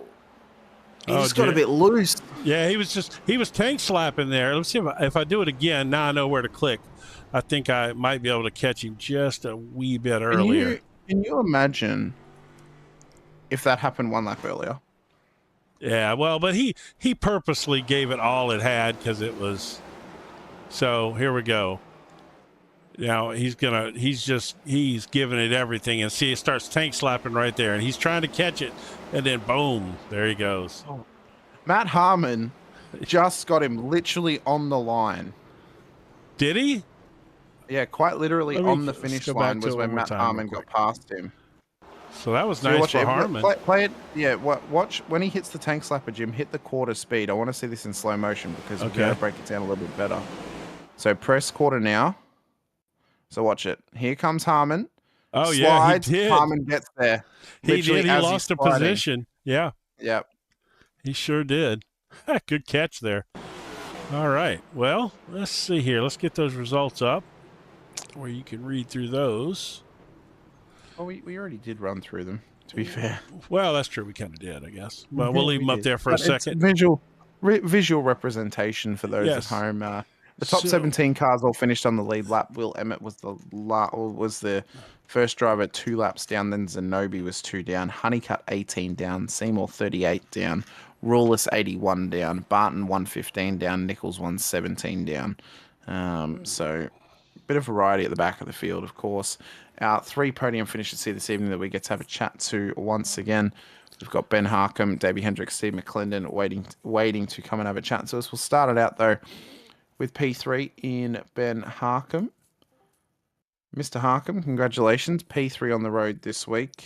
Good solid chunk of points in your playoff hopes. Are you a little bit sour, though, that you couldn't finish one position right behind McClendon in the end, and it was a car that wasn't in the playoff position that took those points away from you? Yeah, I feel like I had a winning car tonight. If we could keep going green there, I felt like I had a long run car tonight. But glad to get a top 3 though. Get some good points. Yeah, you had a really good run there. You were strong all night long. Obviously, McClendon's car was tough. He was led most of these laps, but you were consistently in that top 5 all night long, really. Yep. So that was, it's a good run for you, though, man. Good start to the playoffs, Obviously, McClendon's going to be tough with a win and stage win and all that stuff already. Yeah, glad to see him get a win, too. Yeah, he's a good guy. So anybody you want to shout out to while we got you in here? Shout out to you guys for putting on a wonderful broadcast. Shout out to Dominic for sponsoring tonight's race and Tex Nichols for sponsoring the series Nichols Oil Pros and everybody at TBP. All right, man. Well, we'll see you next week.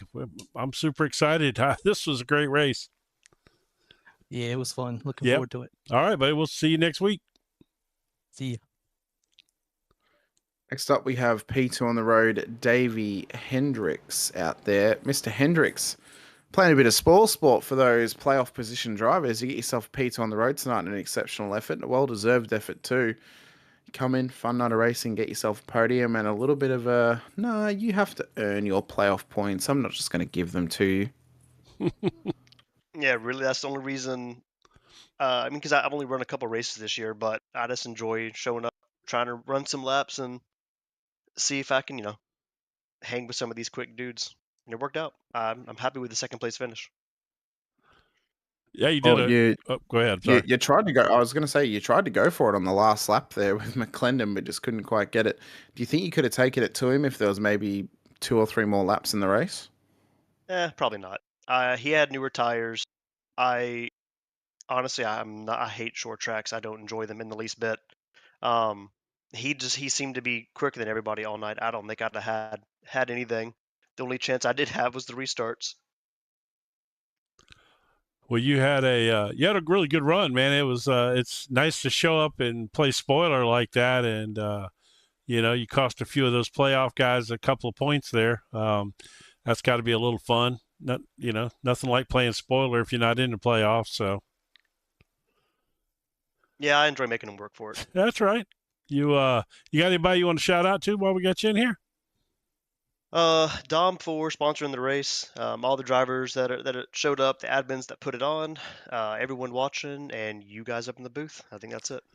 Well, we appreciate it. And you going to be out next week? We'll see. Like I said, it's hit and miss when I can make Sunday nights, but Right. I think it's Homestead, right? It is Homestead, yes. That's a fun track in these cars. So if I can make it, I'll definitely be there. All right, man. Well, we'll hopefully see you next week. Yep. See y'all. Next up on the ticket, we have our race winner this evening, Steve McClendon, who led the championship into the playoffs and now will lead into round 2 of the playoffs as the championship leader once again. Mr. McClendon, great job for you, sir. Proving once again that maybe the form at the back end of the season was strictly based on your strategy of getting stage wins. You came in tonight, you took the win, and you pretty much, you showed who you are and you showed why you're at the top of the standings. So congratulations, P1, and some solid points on the board leading into Homestead next week. Yeah, thanks. That was the plan tonight. Was really just get some stage points, try to finish up as close as we could to the front. And I don't know, I really dislike this place. So the fact that we got out here and ran as well as we did, I was just as shocked as everybody else. I'd hate to see you show up at a track you liked. Because, man, I don't even know how many laps you led tonight, but it was a bunch of them. Yeah, I appreciate that. Yeah, it shocked me, man. I've just got in a groove there, too, especially when we kind of got that little bit of a long run there. I guess at the beginning after the break there, it settled in. Yeah, we had a nice little run, yeah. Yeah, and just kind of, I had to remember to blink a few times, so it I don't know, just got settled in and mission accomplished for tonight, I guess. You couldn't have done much more than you did. Yeah, I appreciate it. I don't know where it came from, but we will take it for sure. So, yeah, obviously, congratulations. I'm sure you got somebody you want to shout out to. Yeah, I got to say hey to my wife and my sister. They gave me a hard time the last time because I didn't shout them out. So shout out to them specifically. All the guys at Twisty Bits Racing. They were, they're always good teammates. And then Nathan at Catamount Solutions keeps the internet on, keeps the beers flowing. That's all you can ask for, really. Yeah, no doubt. I like the throwback Coors Light kind of livery you got going on there. Yeah, thanks. Yeah, I like that. Rocky Mountains there going on. That's a nice looking car. Yeah, it's just a hobby, I guess, more than anything, getting to paint these things. I love it. Yeah, I don't sell them or nothing. I just like to do it, have fun with it, and everything's kind of a homegrown deal here, and just like changing it up. Yeah. Oh, that's great. You gonna run a new paint scheme next week? Yeah, we got a couple in ready to go for the next couple weeks. So all right, man. We're excited about it. So thank you guys for broadcasting all this too. I do want to say thank you to Tex for sponsoring the series. I got to get with him. We're due for an oil change here soon, by the way. And then Dominic for putting the show on tonight. And all y'all's work. Gonna hang up with y'all, and I'm gonna go back upstairs and rewatch it. There you go, man. We appreciate it, and we'll see you next week. And you're off to a good start. Good luck. Yes, sir. Thank you very much. We will see y'all then. Hopefully, we'll be talking about the same thing. Yeah, wouldn't that be nice for you? No doubt. All right, y'all have a good week. All right, man. Thanks, Steve. All right, so we got some house cleaning to do, you and I. We do. Yeah, we need to. I guess we'll maybe say our goodbyes and then play the Nichols ad as we roll out, maybe. Yeah, we gotta give the thanks to Tex, of course, for sponsoring the series. He helps them keep the lights on in terms of keeping this series going for the next gen Cup car, and then by way of the drivers sponsoring the races, that allows us to broadcast it too. So, it's important that we get to thank the drivers who do sponsor the races, but also the series sponsor, because Tex sponsoring the series goes a long way to helping the series run as smoothly as possible. So it's, that makes our job a little bit easier too in terms of broadcasting as well, Jim. So Next week, Homestead. I'm excited. It's my favorite oval on the iRacing service. I love Homestead. Love the road course. Love the oval as well. So that's going to be a lot of fun. And I think it's going to be a big test for these drivers as well. I almost wish we were running the road course just to get one road course in the playoffs. A Just road to course in the really playoffs spice would it be up. fun. It would be fun, but just to spice it up, yeah, I don't know. Put a bit of panache on it, put a bit of pizzazz. If they ran more than one road course race a season, maybe I could see that, but this isn't, one of those where half the races are road course. And to be honest, right. It really, really, really does throw some wild cards in there, as you and I are well aware of when we watched them run at, Road America this year? Is that? That's right. Yeah. So that was interesting. But, yeah, and so I do want to mention, since we're about to play the Nichols Oil Pro ad as we say goodbye and see you next week, Tex Nichols is still doing his special where if you email him, he will put you on his preferred customer list, which gives you 25% off all purchases and free shipping over $100. And we know he's watching out there because he was talking about Jeff Slaughter's awesome paint job earlier, which it was. It was a beautiful NicholsOilPro.com paint scheme. So we're gonna play the ad there for you guys, and we'll see you next week. Yeah, thanks everyone for watching. Be sure to hit the like button and subscribe, the bell icon as well if you're new here, to check out any of the racing we've got going on the channel from all across the world. For the rest of April and the rest of 2025, we've got so much more sim racing content to come your way here on JP Broadcasting as well. If you want to too, you can also become a member of the channel as well if you want to support us that way. So we highly implore you to do so if you feel that you would like to. But I'm Henry Spanner with Jim Cunningham alongside for the NicholsOilPros.com Series Playoffs Round 1 this evening for the Miller Lite 160 out at Richmond Raceway. We'll see you guys next week at Homestead. And a big thank you to the series sponsor, NicholsOilPros.com, as we'll give thanks to them by way of playing those messages now from then before we head out. Whatever you drive, however you drive, AMSOIL specially engineers lubricants to maximize power, performance, and protection in your vehicles, so you can work hard and play hard with confidence.